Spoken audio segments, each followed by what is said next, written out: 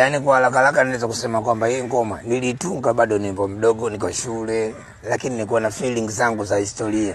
Mimi nimefundishwa history iliingia kichwani. Kwa hiyo najua nchi yenyewe naijua na najua nchi zingine vile vile. Japokuwa sijatembea maeneo mengi sana ya nchi zingine.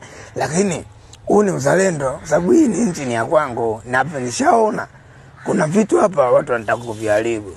Kuna watu wameibuka wanataka kuharibu amani. Sasa amani buda, wewe jali kwanza familia yako, uone familia yako inaishi vizuri.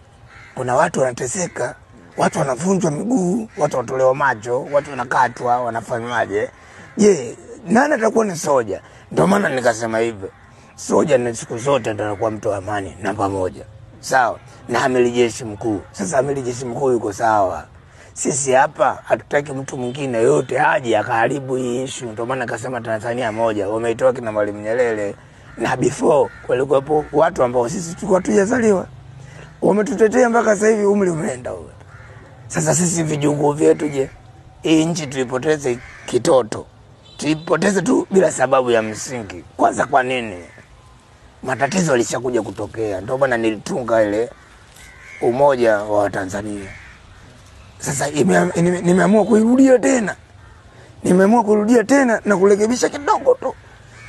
Kuwakumbusha kwamba nilifanya kitu kimeenda shule. Na Mwenyezi Mungu Subhanahu wa Ta'ala amsaidie mama na Tanzania yake kwa ujumla ili kila kitu kikae sawa. Achukue nchi aendeleze pale ilipofikia, basi nchi iwe vizuri, kwa sababu bila yeye hapa alipofikia ni sehemu nzuri. Akiendelea kidogo tu, tukimpa support kidogo tu, basi nchi utakuja kushangaa itafanana na nchi za ajabu sana. Na hakuna mfano kama TZ.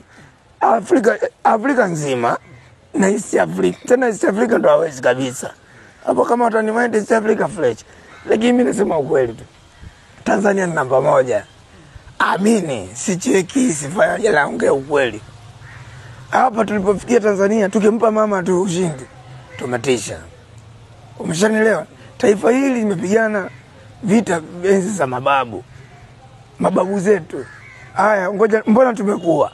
Wasingepambana hapo tungefikaje sasa? Sasa sisi hatuwezi kuliachia hili taifa kwa sababu tayari tushapewa vitu vya kuongea. Hatutaki. Kwa hiyo taifa lazima litabaki pale pale. Tanzania lazima tumtafute mtu bora ambaye atatusaidia sisi. Sawa?